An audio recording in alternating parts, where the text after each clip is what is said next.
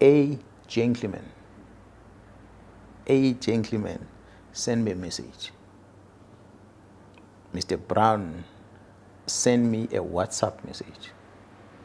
And he said on the message, I can show you the message, because I have it with me. It's a WhatsApp that came to me. I didn't ask for it. Maybe let me read it to you. Perhaps it might make life much easier for you.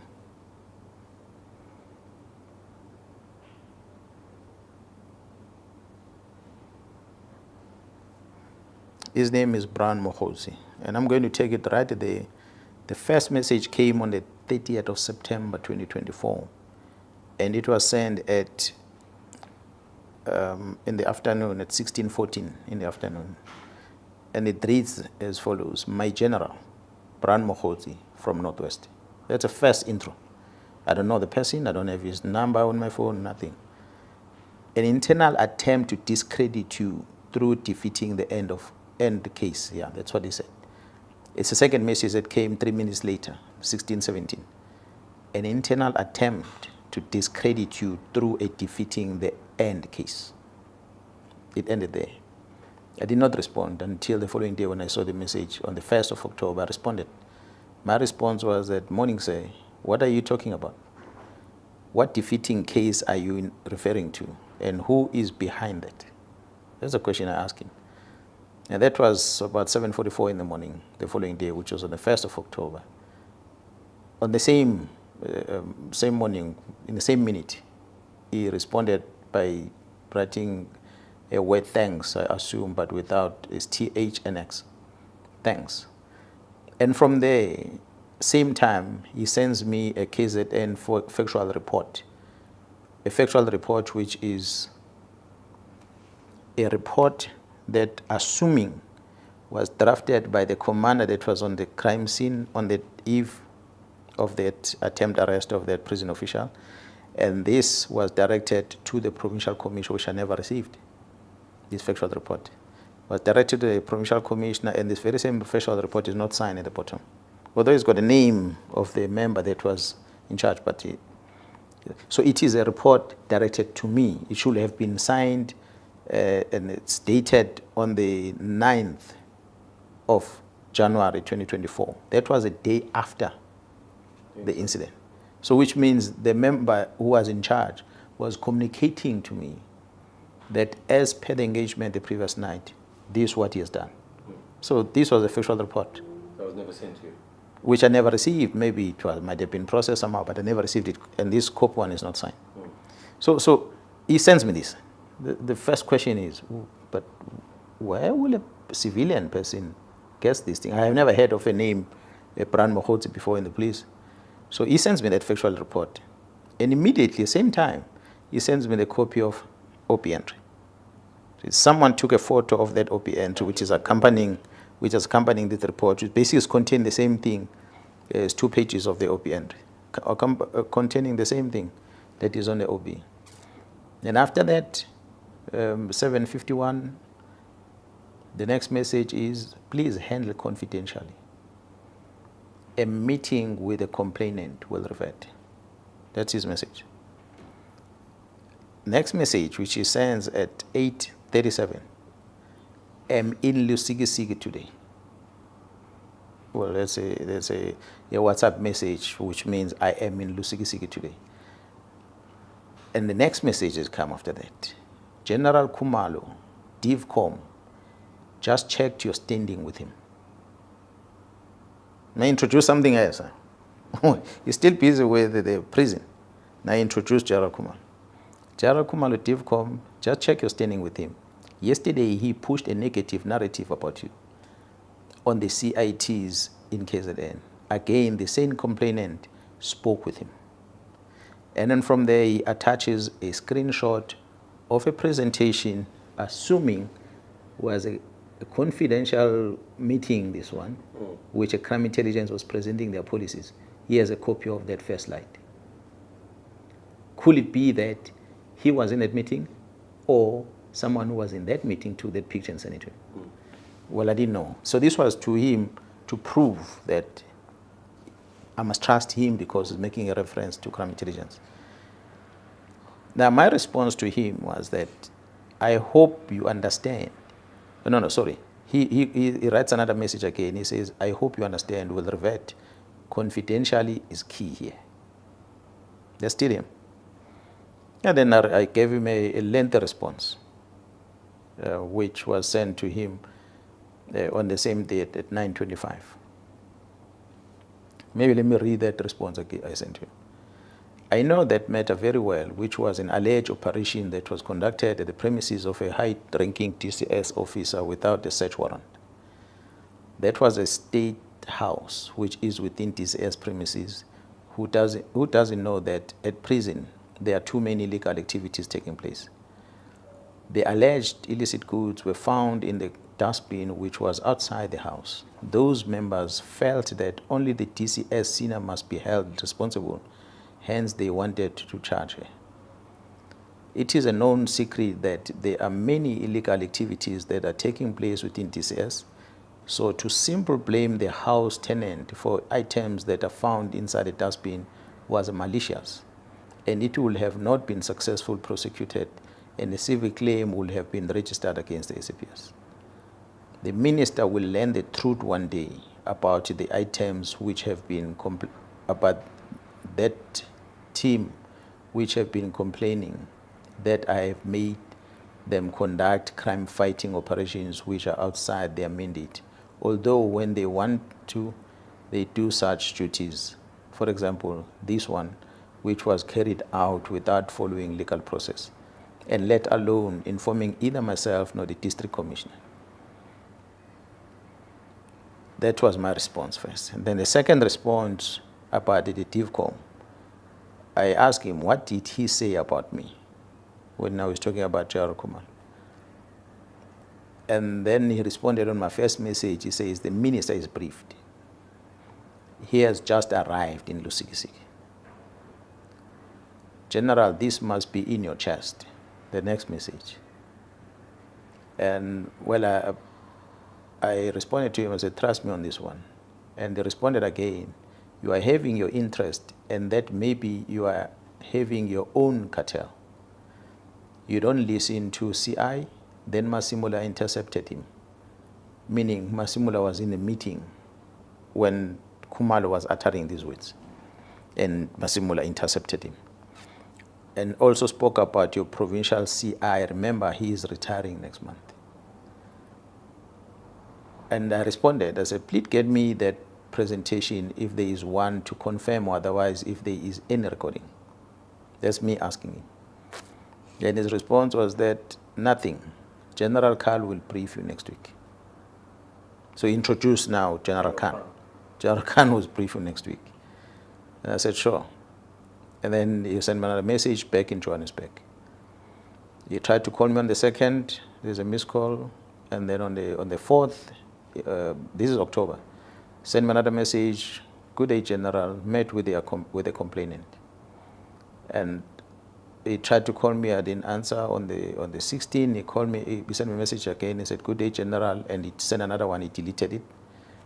On the 30th of October, he called again for 42 seconds, and I didn't answer his call. So I never spoken to him again. He has never sent me any message again. So it was then where I wanted to verify whether this so-called Brown Mogotsi, who then alleges that he was a Lusikisiki and the minister is aware of these allegations that he's talking about, because I did ask him specifically about this, what he's saying. Where exactly where he mentioned the minister? Oh yeah, that was at 9:28. The minister is briefed. He has just arrived in Lusikisiki. Now I knew on that day there was that massacre, and the minister was visiting there at Lusikisiki. That's when I called the chief of staff to try and establish the identity of this person. I said, chief of staff, do you know this person? That's when the chief of staff confirmed to me that yes, he knows him, that he's close to the minister. So when I went to Parliament, I pulled it from there. I told parliamentarian, I said, the person who introduced anything about the prison was a person who's outside this police. and his name is so and so, and this is what he claims to be close to the minister. When I phoned the chief of staff to verify his identity, the chief of staff confirmed that, yes, indeed, the guy is close to the minister, but he's not working for the ministry. He's maybe a politician or somewhere from Northwest. So, but how will a person who's outside the department have in his possession information from the police, a report, as well as a copy of the OP? How does he get hold of it? And then he make reference to him in Ligisigisi with the minister, and the minister has been briefed, and he make a reference of Gerald Khan, who is going to brief me about more information. So it was just strange, but I never wanted to get involved with it. I concluded that perhaps this whole thing is coming up as a result of my acceptance of an appointment to be a presiding officer of a matter against Gerald Khan. And I believe at the time, because the lawyers were sending me emails and the likes, I started believing that, so someone perhaps wants me to back off from the case, and I will not back off from the case, because I accepted that I'm going to preside over that. There must be fairness on both sides. What is the interest of the employer and what is the interest of the employee? That's why I went for that hearing. And the matter set, and I felt that I dealt with it fairly, and I cleared Gerald Khan on all those charges that they were leveling against him. And instead, which was strange, that the charges that leveled against Gerald Khan, never mind the media issues that came up, but prior to that, but the charges that were leveled against him were coming from the recommendation from the IPID. It is the IPID that initiated it, that he must be charged, together with the others from DPCI. But those at DPCI, investigation was done and they were not subjected to disciplinary hearing. But Khan was. And I sat there and I listened to the matter. And I cleared him. So when I cleared him, suddenly, after that, IPID started their investigation. That's what became strange as to, but okay, IPID, you are now starting with the investigation. Could it be that my finding against Khan did not favor you? Or what is the reason? It was strange. And then they throw the minister's name on it. And again, I wrote to the minister, I said, Minister, they're throwing your name on this thing. Is there any evidence that did you communicate with them? The minister sent me an email. He said, no, he never did that. You must ask IPID. So I had no reason not to believe what the minister is saying, because he said he never did that. They just wrote his name there, but they did not produce anything as an evidence of saying that the minister did refer this thing to them. So it remained an IPID thing. So where the IPID is going with it, there was a media statement of saying, no, it didn't come from the minister, it was a whistleblower or an anonymous complaint. And I'm thinking, how do you have an anonymous complaint on a matter that is in a public place for 2 months? Even went to the portfolio committee. We ventilated on this in the portfolio committee. Suddenly you are investigating a tip-off about that. The very same thing. The same thing that Mr. Brown Mogotsi has it on his phone. In September last year, a new IPID are getting it now anonymously. So for me, I just felt, you know what, let them investigate whatever they're investigating. So you hear what I'm talking about. I never mentioned Gerald Sibia, not once. The whole thing about the correctional service, it started there, introduced to me by a person who claimed to be close to the minister. The only person he mentions in the report is Gerald Khan. And I go for the hearing, and the outcome of the hearing favors Gerald, very same Gerald Khan. And next thing, the IPID, who the one that made the recommendation about charging Khan, they are now suddenly investigating this one. So for me, my suspicion on all these things about correctional service is that somebody within IPID wanted Khan gone. By all means, they wanted to get rid of him from the organization. And not only him, and the others that were recommended. But they were not successful, because we did not just go in a disciplinary hearing with our eyes blind. We tested evidence, and as a police officer, it pained me to see that the person who saved the organization's image, Gerald Khan, in 2021, is the one now who's been subjected to a case like that. And it was just not fair. I cleared him, because evidence was presented there. We couldn't justify that Khan had done anything wrong. Instead, he is the one who should be giving a medal for what he did, because he saved the organization's image on the day. But it will appear that within IPID, whoever people that made the recommendation for him to be charged, they're upset about that decision. I feel the whole investigation thing come from there. I don't think it initiated by anyone. If you are saying Jarosibia had something to do, whoever is spreading the rumor, I don't believe that Jarosibia had anything to do with it. Not at all. I feel it comes from that institution who wanted Khan gone, because they couldn't get him out. Now they're turning their focus on me. Well, I'll take it. They can try whatever they will come up with. So if they will do this investigation, they can launch any other investigation that they want to. They've got a constitutional right to do that. I can't stop them. But the truth will always come out. So I'm not puzzled. I'm not afraid of anything. If they decide that they are going to launch an investigation, and they're welcome to do that for any other person. Of late, I heard that is also my name is mentioned on the kidnapping of that person from Watu who was kidnapped and those suspected were arrested. They say, no, I was part of that whole investigation that I'm told it ran all the way. I know the team went following up this, and it was DPCI team, not even under the provincial commissioner.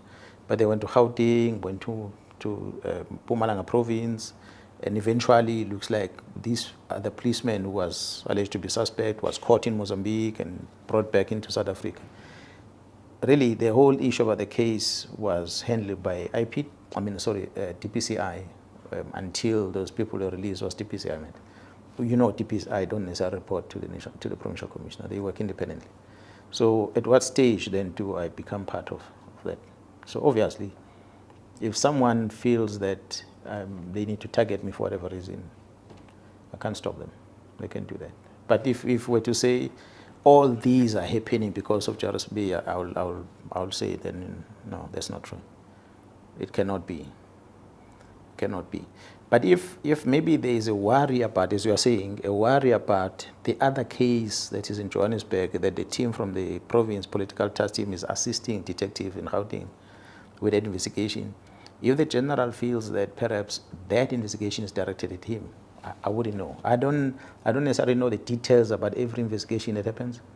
Yeah, some of them I get brief, some of them I don't get brief. I don't follow investigation every single day, but I know that there's some terrible things that happen in Gauteng about other murder cases in Gauteng that seems to have been squashed somehow, that this team is picking up. That seems to be an issue, which is, for me, the interesting one that is coming up. So obviously, there will be many people involved. That's why I said senior officers are involved. And I know for a fact that the senior officer starts from a brigadier, so there is a brigadier involved. General, with that said, and you being privy not necessarily to who's implicated, but of the investigation the political task team are doing, are you not painting a target on your back with making the statements about those certain investigations of people at national? Do you feel that it's your obligation, your duty as a high-ranking SAPS officer to look into those matters, or to have those matters dealt with? Look, let me explain again. Where does it come from that Mkhwanazi starts speaking about people who are uncomfortable about the work that is done by the team from KZN? It is simple because there's someone who influenced the minister to write a letter to the National Commissioner to disband a task team that is deployed in KZN. Someone, who the person is, I wouldn't know. But there is someone who felt that if this team is part of this investigation, they're most likely going to see the end of this investigation. The best is to disband this team. So when you disband this team, those investigations they're busy with are going to fall away. It's against that context that I was making a reference to this. That there's someone somewhere who went and whispered to the minister. Because to me, it doesn't make sense that you're going to be told disband this. And this which you are told to disband operates here. And the Constitution of the Republic, under Section 207 of the Constitution, the National Commission is mandated, in consultation with the executive in the province, to appoint a man or a woman to oversee and manage the policing in that particular province. So in this case, it is me, for now, until the National Commission decide otherwise. It is me. So when I'm here and the investigation that is done by this task team is done in this province, which I must account to the 12 million people, the citizens of this province, I must account. There's so many political parties that have been affected by this violence over time. I must explain to them about our interventions in trying to stabilize and get rid of these political killings in this province. We're the only province where such a team had to be formed, because we're the ones that have been killing a lot of politicians, unlike any other province. So that's why there was a focus on this, which was a directive from the president. So we're having this team working, and we've been briefing the previous ministers about it. And the previous minister has always been in the media about it. So to now hear, because the letter was not written to me, I saw it from the media, to hear that there is a letter which is written which says disband this thing. So the question I asked was, National Commissioner, are you aware of this? And the National Commissioner says, I'm on leave. I don't know anything about the letter. I said, but there's letter in the public space. Maybe you need to find out from the minister whether or from your office, whoever is acting, whether is there such a letter that came to your office? Because if the letter comes and says disband something, I feel that the least that must happen is that I must give it an opportunity to brief our principal on it. Then when they make the decision to disband, at least they're informed by what's happening on the ground. But if you make a decision somewhere and the person responsible for it have not been engaged, it then makes one wonder why. That's why then I'm saying someone came and whispered to the minister to close this, because this is investigating cases that might link either his associates or her associates, or colleagues that he works with or she works with, or the high-profile people that the person might know outside the organization, or maybe a criminal syndicate out there that needs to be protected for whatever reason. So that's my conclusion. But the question is, who is the person that will have whispered to the minister and influenced the minister to sign a letter to disband the unit? And the timing of it, sign the letter now while the National Commission is on leave, so that it can be implemented. When the National Commission comes back from leave, this unit is disbanded. Those are the things that were question marks. So when I was talking against that. I said, there shouldn't be someone from the head office who's now going to try and influence the minister to destroy investigations that are happening against crime, which means as the team is investigating, they are not only dealing with what they see before them. If suddenly you see a letter like this that says the very same team that is busy must be disbanded, someone is fighting this team indirectly by using the authority of the executive to get rid of them, so that they don't do anything further. So it is that what I was fighting for, and I'm still fighting for it. So if that puts a target on my back, it's a tough thing, because the very same members that are investigating, they've got a target on their back for sure, because they are doing the investigations. So I cannot then sit back when my members are working and don't want to be part of that risk that they are involved with. I must be able to understand what risk they have and be able to divert that risk away from them so they can focus on their work. If that risk must come to me, tough luck, it's going to happen.